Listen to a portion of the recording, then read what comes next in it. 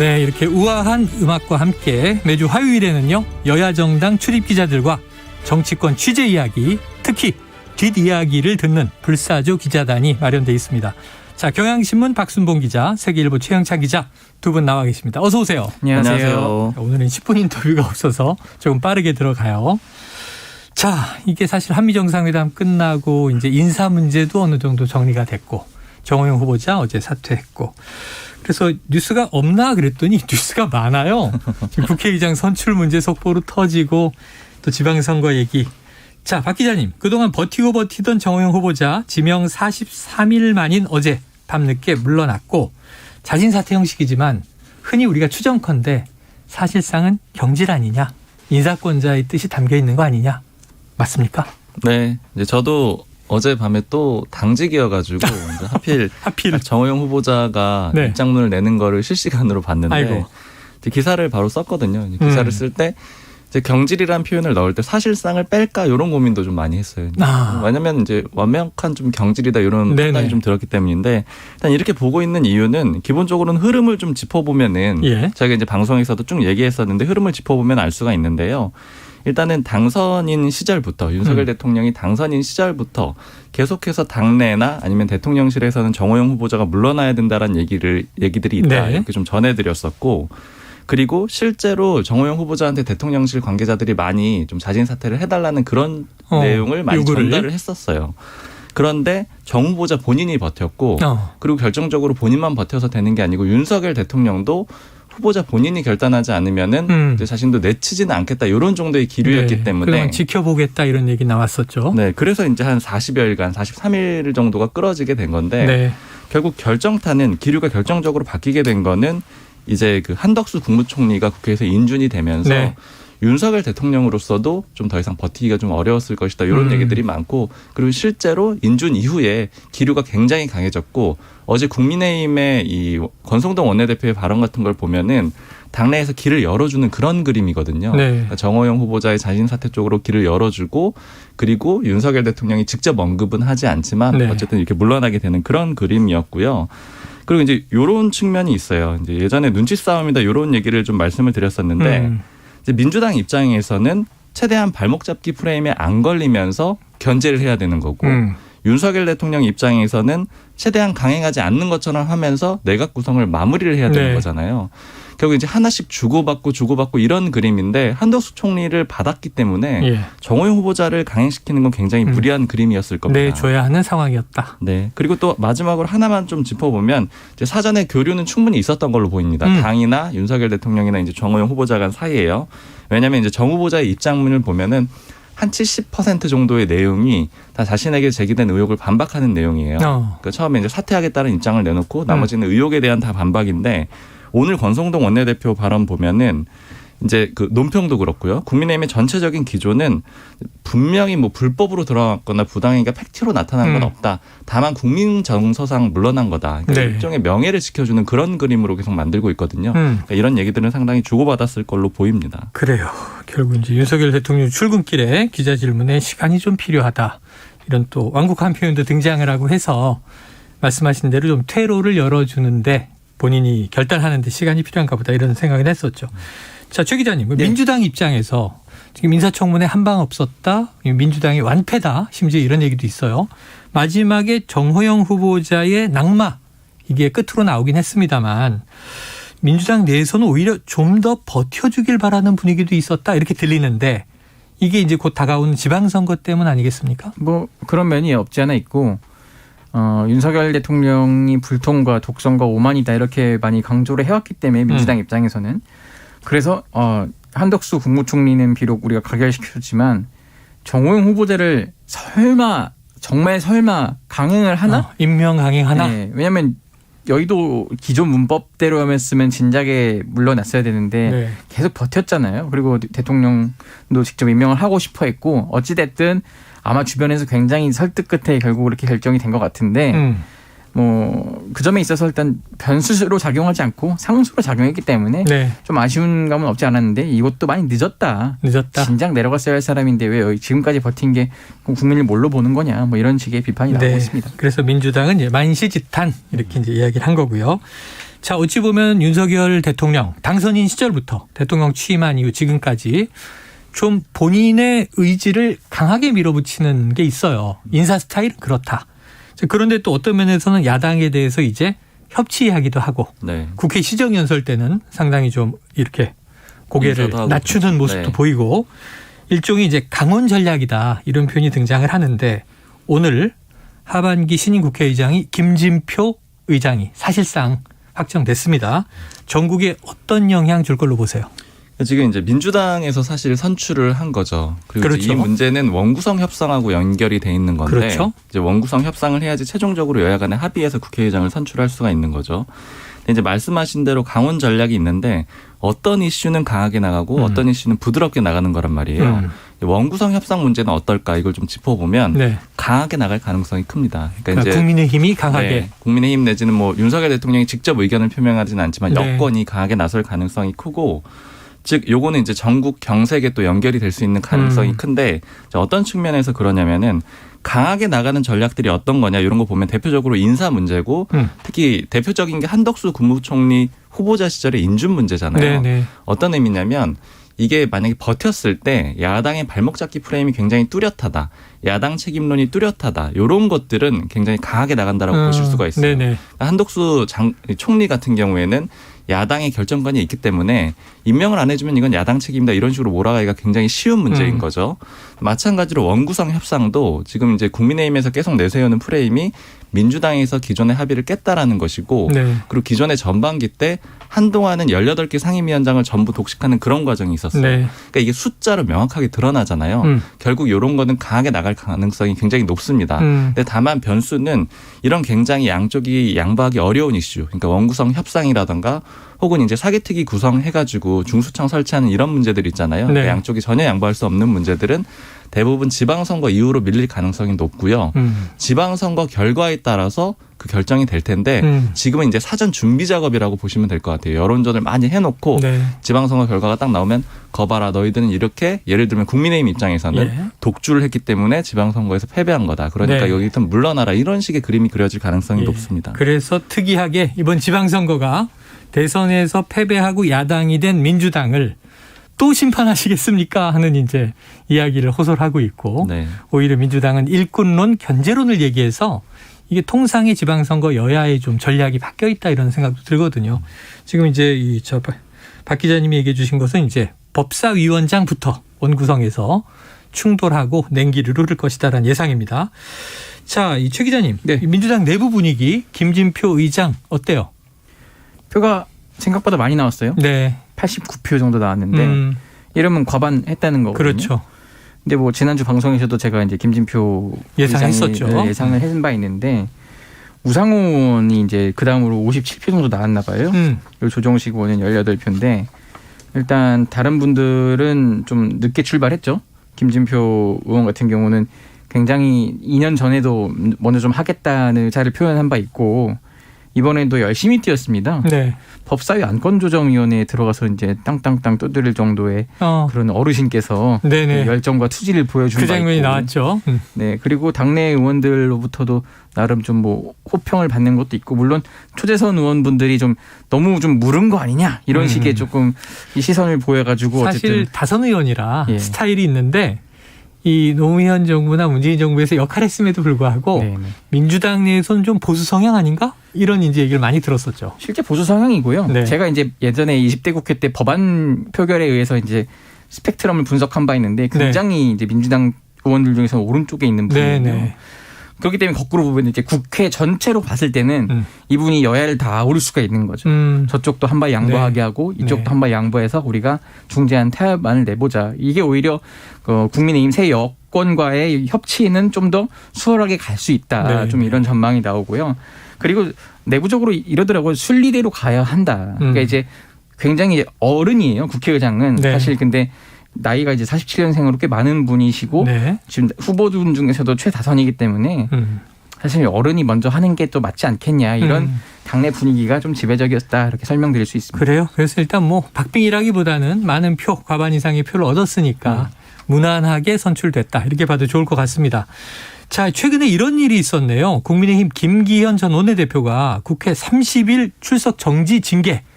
듣기에는 굉장히 강한 징계 아니야? 그런데 검찰 수사권 폐지 법안 입법 과정에서 자, 법사위원장석을 점거했다. 이런 이유라고 해요.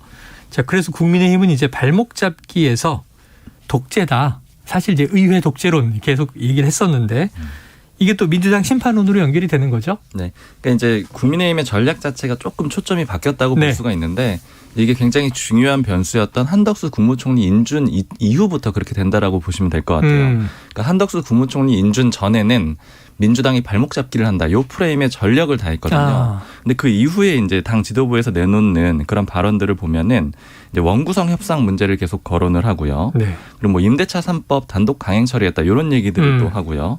그리고 검수완박 법안, 이제 검찰 수사 기소권 분리 문제에 대해서도 입법 독주를 통해서 희대약법을 만들었다. 이런 식으로 공격을 하거든요. 그러니까 이 얘기는 뭐냐면은 한덕수 총리를 인준을 해줬기 때문에 발목 잡기 프레임을 계속 쓰기는 명분이 좀 약한 거예요. 그렇죠. 그 명분이 빠졌기 때문에 대신에 민주당이 독주를 하고 있다. 즉 타겟을 좀 바꿔가지고 의석이 또 많다. 이런 점을 계속 부각시키는 그런 전략으로 바꾸고 있는 거고요. 네. 지금 국민의힘 내부에서는 사실은 이 원구성 협상 문제도 예전에 총리 인준 문제랑 좀 비슷하게 바라보고 있어요. 그러니까 총리 인준 문제 같은 경우에는 총리 인준 안 해주면 그럼 민주당은 지방선거에서 대표할 것이다. 그리고 반면에 인준을 해주면 우리는 구성이 되니까 좋다. 이런 식의 전략이었거든요. 원구성 문제에서도 이 국민의힘 내부에서는 국회의장까지는 당연히 이제 거론을 하지 않고 법사위원장은 줘라. 이런 얘기거든요. 법사위원장만 주라. 이런 얘기인데 그걸 안 하게 될 경우에는 총선까지 연결이 될 것이다 이것이. 왜냐하면 한 2년 정도의 기간이 또 흐르게 되잖아요. 그러니까 총선에서도 압승을 하는 그런 그림이 될 것이다. 이렇게 수도권 당협위원장 몇 명이랑 얘기를 해봤더니 이런 얘기들을 하더라고요. 그러니까 전략이 비슷합니다. 민주당이 강하게 나오면은 그러면 그걸로 인해서 심판론, 그러니까 야당 심판론이 불 수가 있는 거고, 그리고 그렇게 나오지 않고 법사위원장을 주면 이제 그 권한을 갖게 되니까 좋은 거고, 이런 식의 전략입니다. 야, 지금 박순봉 기자님의 해석을 들으면서 보통 여당이 수세고 수성을 하고 야당이 막 공격수 역할을 하는데 지금 양상이 총선까지 언급한 걸 보면 상당히 여유 있게 지방선거 이기고 총선에서도 다수 의석을 뺏어온다. 좀 중장기 전략을 가지고 여당은 여유 있게 공세를 막 펴는 것 같고요. 네. 스매싱을 막 때리는 것 같고 지금 야당의 상황은 좀 많이 다릅니다. 바로 다음 주제가 그건데 지금 더불어민주당이 이번 그 지방선거 전략이 살려달라. 읍소 전략이에요. 오늘 당장 박지원 공동 비대위원장의 대국민 사과가 나왔는데 육성으로 듣고 오겠습니다. 100번이고 1000번이고 더 사과드리겠습니다. 염치 없습니다. 그렇지만 한 번만 더 부탁드립니다. 저 박지원을 믿어주십시오. 우리 편의 큰 잘못은 감싸고 상대편의 작은 잘못은 비난하는 이 잘못된 정치 문화 바꾸겠습니다. 민주당을 팬덤 정당이 아니라 대중 정당으로 만들겠습니다. 다른 의견을 내부 총질이라 비난하는 세력에 굴복해선 안 됩니다. 다양한 의견을 포용하는 민주당이 되어야 제대로 개혁하고 온전히 혁신할 수 있습니다. 네, 많이 잘못했고 염치 없지만 한 번만 더 부탁드린다. 다른 의견을 내부 총질이라 비난하는 세력에 굴복해서는 안 된다. 팬덤 정치를 비판했고요. 대중정당으로 거듭나겠다고 호소를 했습니다. 사과문의 배경, 오늘 이 사과가 어제 공지에는 없었다고 하니까 없었죠. 이 배경에 대해서 좀 취재된 뒷얘기가 있어요? 이게 뭐 막 거창한 뒷얘기는 아니고 오늘 일정을 다 취소하자. 기자회견을 해야겠다. 이렇게 좀 마음을 먹었다고 하더라고요. 그래서 지도부에 이제 뭐 협의됐다기보다는 일방적으로 얘기를 했죠. 내일 이런 기자회견을 하겠습니다. 근데 이제 실상은 공동 비대위원장이긴 한데 실제 의사봉은 박지원 위원장이 갖고 있어요. 당 비공개 회의 때 보면은 박지원 위원장이 더 윤호중 비대위원장보다 상석에 앉아요. 비중 있게. 그 정도로 지금 실제 당대표다 이렇게 보시면 되고 그렇기 때문에 당대표가 나서 기자회견 한 거다 이렇게 이해를 하시면 되는데 그러니까 현장을 다녀보잖아요. 그러면 알 거예요. 이제 그리고 이분이 이번만 다녀본 게 아니라 대선 때도 막판에 유실 다녀봤어요. 다녀보면은 그때와 지금과 확연히 다른 분위기를 바로 이제 체감을 할 거거든요. 그렇기 때문에 이거 도저히 안 된다. 그리고 상식적으로 지금 이 당이 네네. 이해할 수 없는 일들이 계속 나오잖아요. 예, 뭐 박완주 원성비라든지 최강욱 의원 건이라든지. 그런데 오히려 이런 거를 들춰내고 더 그걸 이제 치료를 하려고 했더니 오히려 왜 내부 총질하냐 이런 비난이 오니까. 지지층 비난이거나 내부의 비난이겠죠. 네, 그것 때문에 본인이 도저히 이걸 지금 이해할 수 없는 상태인 네네. 것 같아요. 그렇기 때문에 이거는 한번 짚고 넘어가야 된다. 특히 지금 이 팬덤 정치가 과잉되면은 이 당을 오히려 좀 먹고 썩어 문드러지게 할 수도 있다는 지금 불안감과 위기감이 있는 것 같아요. 근데 문제는 사과를 하자마자 네. 당 대변인이 네네. 개인 자격으로 한 사과다. 당의 공식 입장 아니다. 이렇게 선을 그었어요. 그 아마 좀 스텝이 좀 말이 좀 꼬였다고 저는 뒤늦게 다시 들었는데 그분도 그러면 안 되죠 사실. 예, 지금 엄연히 당 대표 신분이고 오늘 뭐 혼자 서긴 했지만은 어쨌든 당 대표 지금 비상대책위원장 비서실장인 장철민 의원도 있었고 이제 뭐 정무조정실장도 있고 다 같이 나왔어요. 어쨌든 그런 식으로 해서 그 1시간 뒤에는 또 이제 김동연 경기지사 후보가 사과가 또 나왔어요. 결은 다르지만 민주당 정치 혁신을 해야 한다 같은 얘기를 했거든요. 그럼 정말 절박하고 절실하게 느끼는 분들은 그렇게 한다는 거예요. 그러니까 어떻게 다른 말로 표현하면 또 읍수 전략일 수도 있죠. 근데 내부 총질 돌아오는 건 내부 총질이다. 이거는 저 친구 이제 6월 1일 지나면은 이 당에서 안 볼 사람이야. 이런 내부 분위기도 좀 없진 않다. 이게 좀 있는 것 같아요. 자, 언급돼서 한 가지 더 해보죠. 자, 박 비대위원장이 뽑은 칼이 자, 이른바 86그룹 용태론. 이건 뭐 이전에도 나왔던 얘기인데 당수의 신안에 이 내용을 포함해서 이번 주에 발표하겠다. 자, 이게 당내에서 따라주겠습니까? 분위기는 어때요? 별로 그럴 분위기는 아닌 것 같아요. 그럴 분위기는 아니다. 왜냐하면 제가 말씀드린 대로 비대위도 그러니까 이미 좀 패배감이 짙어요. 의원들 사이에서도 그렇고. 이미. 그렇기 때문에 어차피 이제 비대위가 비록 8월까지로 추인은 됐지만 6월 2일 날 지도부 총사퇴해야 되는 건 아닌가? 저는 이게 이제 원구성도 변수로 봐요. 원구성도 원내대표는 원내에서 뽑은 거니까 남아 있어야 된다. 예를 들어 13대 4가 됐으면 못 버티고 있거든요. 그럼 다 나가야 된다. 무슨 소리냐? 이런 의원들도 하나 둘 지금 나오고 있는 상황이거든요. 어쨌든 굉장히 박지원 위원장으로서도 본인이 막 어찌 보면 이제 남은 정치 인생 일주일일 수도 있어요. 그 뒤에 어떻게 될지 모르니까 그 온갖 힘을 다 지금 남은 일주일 동안 쏟아붓겠다. 총력을 쏟아붓는 거다. 네, 그거를 이제 선언하는 의미로 좀 보시면 되겠습니다. 야당 출입 기자인데 지금 분위기가 좀 암울해요. 저는 사실 이게 뭐 취재한 건 아니지만 이제 박지원 비대위원장 기자회견 내용을 보면서 좀 인상적이었던 게 저 박지원을 믿어주십시오 이런 표현이었거든요. 맞아요. 근데 이게 좀 구조적으로 일단 쉽지가 않은 것 같아요. 그러니까 예를 들자면은 86 용태론 이런 거를 얘기를 했는데 이미 지금 지선 후보의 상당수가 86이잖아요. 뭐 일부가 있잖아요. 뭐 송영길 이제 서울시장 후보를 비롯하여 가능하지가 않고 그러니까 용퇴를 시킬 수가 없는 거죠. 후보를 사퇴시켜야 되는 그런 구조가 있어서 지방선거까지는 그게 어려울 거고. 구조적으로 어렵다. 그리고 지금 양당의 그러니까 당대표 격이라고 말씀을 해 주셨으니까 양당의 대표가 젊은 대표가 지금 가까이 있는 모양이잖아요. 근데 이준석 대표의 사례를 보면은 전당대회를 거쳤음에도 불구하고 당내 지분을 아직 충분히 확보하지 못했고요. 당내 지분을 확보하는 과정에서 일종의 파업까지 하면서 굉장히 거칠게 그런 당내 내분을 겪었잖아요. 대선 과정에서 우리가 봤죠. 근데 이 박지원 위원장이 그런 식의 어떤 과정이 없고 그리고 당내 지지 세력이 없는 상황에서 믿어달라는 이 표현을 했을 때 그러니까 유권자들이 봤을 때는 박지원 위원장의 뜻에 따르더라도 저 사람이 과연 실제로 민주당을 그러면 그렇게 뭐 쇄신을 한다거나 움직일 방향 힘이 있는가 여기에 대해서는 좀 의문이 들지 않을까 이런 생각도 좀 그래서 들었습니다. 최 기자님이 되게 무서운 얘기를 했어요. 일주일 후에 선거 끝나면 안 볼 수도 있다. 근데 사실 이 젊은 인재들을 외부에서 데려다가 대선 막판에 쓰고 또 지방선거에 쓰고 비대위원장으로 쓰고 하면 좋은 정치인으로 오랫동안 키워내야 되는 거 아니에요? 그게 사실 맞는데 이런 얘기를 또 주변에서 하더라고요. 그래서 기자 여러분들이 좀 지켜달라. 여러분들도 청년 아니냐. 박지원 위원장 이렇게 소모만 되고 그냥 버려지게 할 거냐. 이런 식으로 얘기를 하길래 그런 입장에서 이제 박지원 위원장이 스스로 감당해야 되는 부분도 어느 정도 있고요. 좀 많이 어려운 상황에 처한 건 맞아요. 근데 너무 덥석 그 무거운 자리를 문 것 아니냐. 근데 본인이 계속 정치를 하겠다고 했거든요. 그럼 그 뒤로 어떻게 스텝을 짜갈지도 아마 본인도 지금 고민이 많이 있을 거예요. 본인도 고민이 많을 것이다. 자, 그런데 민주당 이렇게 살려달라 읍소 전략을 펴고 있고 또 내부의 스텝이 좀 꼬였다는 이야기까지 지금 진단을 해봤습니다. 그런데 이제 국민의힘은 이제 이재명 후보 개항을 나온 부분에 대해서 명분 없다. 계속 이제 공세 일변도였잖아요. 그런데 이게 이재명 공격에 딜레마도 있다. 이런 얘기가 들리는데 어떤 딜레마가 있습니까? 네, 그러니까 지금 표면적으로는 이재명 후보에 대한 이재명 총괄선대위원장에 대한 공격 계속하고 있거든요. 네네. 이준석 대표를 비롯해서 다 공격을 하고 있는데 근데 이제 이면을 보니까 좀 고민이 있어서 제가 흥미롭더라고요. 어제 중앙선대위 회의가 있었는데 보통 비공개 회의가 다 있거든요. 비공개 회의 끝나면 어떤 얘기들 했냐 다 체크를 기자들이 네네. 보통 해요. 그래서 어제 체크를 했는데 이재명 후보를 더 공격할지 말지 요게 하나의 안건이었다라는 거예요. 그러니까 할지 말지 고민이 됐다라는 겁니다.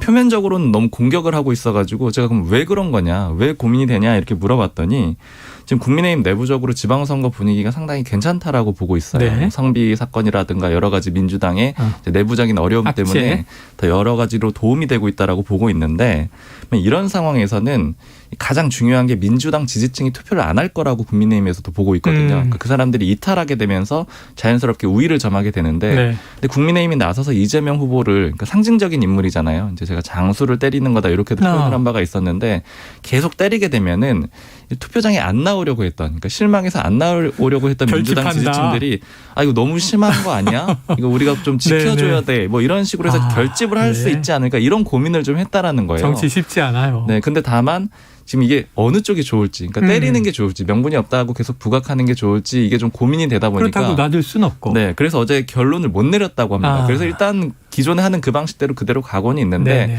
이것도 일종의 이제 강원 전략의 하나의 이제 고민이라고 볼 수가 있습니다. 야, 그 사이에 몇 대까지 때려야 우리에게 득이 되고 네. 그 이상 때리면 우리에게 실이 돌아올까? 그걸 어떻게 알겠어요? 이제 치러봐야 하는 거지. 자, 이 민주당 지금 힘듭니다. 어제 봉화마을에 이제 여야가 총출동했고 특히 민주당은 마지막 좀 이제 총집결이라고 할까? 이런 모습이었는데 이 문재인 전 대통령 내외 모습을 봤잖아요. 이게 워낙 그 이재명 지금 후보도 또 고전을 하다 보니 문재인 전 대통령 역할론이 나와요. 어떻게 가능합니까? 뭐 어제 이제 어떤 분들 말로는 충분치 않았다고 좀 섭섭하다고 말할 수도 있겠지만은 본인이 할 수 있는 한 좀 열심히 하신 것 같아요. 그러니까 예를 들어 이게 이재명 후보의 입을 빌렸지만 사진을 찍어두면 혹시 쓸 일이 있을 수도 있지 않겠습니까라고 해서 먼저 찍자고 했다는 거예요. 네네. 그래서 도시락 식사를 했다고 하고. 예, 도시락 식사도 하고 그래서 이재명 후보와 문재인 전 대통령이 같이 사진도 찍고 그뿐 아니라 김동연 후보도 같이 이제 사진도 찍고 네. 그런 식으로 이제 좀 이제 소위 말하는 문재인 마케팅을 좀 활용한 거고 아마 뭐 측근인 윤건영 의원은 좀 부인하긴 했는데 또 다른 청와대 출신의 한번 관계자를 만나서 어제 들어보니까 문 전 대통령이 생각보다는 많이 SNS 같은 걸 통해서 메시지를 낼 수 있다. 네네. 예전에 몇 주 전에도 그 평산마을에 이제 일요일 날 조금 뭐 그런 식으로 뭐 자유나 뭐 이런 걸 얘기를 했잖아요. 어쨌든 그런 식으로라도 메시지를 낼 수 있다. 이제 본인이 좀 이런 얘기를 하더라고요. 문재인 전 대통령 굉장히 지지율 높게 끝났고 나는 정말 잘했고 열심히 했는데 왜 정권이 바뀌었을까 이거에 대한 고민이 계속 많이 있는 것 같아요. 지금까지도 아마 분석을 좀 깊게 생각하는 분이라서 할 수 있겠죠. 그런 차원에서 본인이 이건 좀 아닌데 싶을 때는 한 번씩 좀 브레이크 거는 식으로 메시지 SNS 정치를 할 수 있다. 근데 이제 지방선거 전까지는 얼마나 많이 할지 모르겠어요. 네네. 다만 그 이후에라도 민주당 안에서라도 당이 좀 이상한 방향으로 잘못된 방향으로 갈 때는 좀 어느 정도 방향타 역할은 할 수 있지 않겠냐. 또 이런 전망까지 조심스럽게 나오곤 있습니다. 자, 퇴임 후 지금 너무 짧은 기간 지방선거가 닥쳐와서 선거 메시지는 쉽지 않겠다는 생각이 들지만 앞으로의 역할이 있긴 있을 것이다. 자, 지금 이제 가장 격전지는 경기입니다. 이 김은혜 후보, 김동연 후보. 그런데 지금 이 김은혜 후보의 KT 청탁 의혹, 자녀 시민권 문제 지금 고소고발 많이 하고 있죠. 그렇죠. 지금 서로가 이제 고소를 했고 서로. 네, 김은혜 후보 쪽에서는 남부지검에다가 네네. 고소를 한 것 같고 김동연 후보 쪽에서는 수원지검 그쪽에다가 네네. 이제 한 것 같은데 이게 아무래도 처음에는 이제 김은혜 후보 쪽이 먼저 건드렸어요. 김동연 후보 자녀가 미국에서 나왔고 미국 시민권자에다가 미국에서 뭐 학교를 나오고 등등등 이런 식으로 얘기를 했더니 이제 반대로 한 민중의 소리 보도 이후부터는 김은혜 후보의 KT 청탁 의혹이 이게 문제다 이런 식으로 해서 김동연 후보 쪽이 계속 관련 메시지를 계속 내고 있어요. 이거 채용 비리 아니냐 네. 뭐 이런 식으로도 지금 프레임을 잡고 있고. 근데 이게 지금 나와버리니까 오늘 새벽에 토론회에서도 김은혜 후보는 거의 답변을 잘 안 해버리더라고요. 네네. 그런 전략을 짜고 있어서 이게 실제 표심에는 어떻게 영향을 미칠지 모르겠어요. 다만 김동연 후보 쪽에서는 최대한 이걸로 지금 노를 젓고 있다. 왜냐하면 채용 문제 이런 거는 또 청년들이 그렇죠. 공분을 살 수 있는 내용이잖아요. 그런 식으로 선거를 하고 있다. 자, 네. 네거티브로 또 흐른다는 이제 비판도 있습니다만, 자, 이 김은혜, 김동연 후보 양자 토론을 하려고 하면 방송금지 가처분 신청이 날라와요. 이게 바로 강영석 후보의 강영석 변수인데, 강영석 변수 박 기자님 끝까지 갑니까? 어떻게 작용할까요? 사실 이제 국민의힘에서 강영석 후보한테, 그러니까 김은혜 후보가 강영석 후보에게 손을 내미는 그런 그림은 거의 없을 것이다. 없을 저는 것이다? 이렇게 이제 보고 네네. 있고요. 내부 분위기가 그렇습니다. 지난주에도 전해드렸었고. 예. 그리고 지금 어제 토론회 보니까 네. 이제 강영석 후보는 김남매라고 부르더라고요. 아, 김은혜 김동연, 후보랑 김은혜를 네. 김남매. 네, 이렇게 표현 거기에서 나오듯이 둘 다 동시에 공격을 해요. 이제 강영석 후보도 이제 사실상 뭐 이 단일화를 좀 염두에 뒀다기보다는 동시 공격을 하고 있는 그런 그림인데, 다만 이제 단일화 그런 그림은 아니더라도 강영석 후보가 일종의 이제 드랍을 하면서 뭐 일종의 네. 자연스러운 단일화 사퇴 이런 효과. 것까지는 가능성은 있을 것 같은데요. 또 다만 이제 강영석 후보가 상당히 많은 후원금을 받았거든요. 네. 22억 원 네. 정도 이렇게 받았는데, 또 사퇴를 하게 되면 이제 후원해준 사람에 대한 그런 그렇죠. 좀 면이 서지 않기 때문에 이 좀 쭉 갈 가능성이 높지 않을까 이렇게 보고 있습니다. 야, 이거 지켜봐야 될 것 같네요. 드랍을 안 할 것 같기도 하고. 완주할 것 같다. 예, 지금 생각보다 강영석 후보가 허경영화되고 있어요. 이제 정당을 만든다고 하잖아요. 이런 네네. 식으로. 그러니까 본인 팬덤을 이용해서 계속 앞으로 영향력이나 세과시를 하지 않을까. 이런 전망이 민주당 쪽에서 나오고 있습니다. 야, 이거 허 후보가 들으면 발끈하실 수도 있어요. 지켜보도록 하죠. 어떻게 흘러가는지. 자, 불사조 기자단 박순봉 경향신문 기자, 최영창 세계일보 기자 함께했습니다. 고맙습니다. 감사합니다.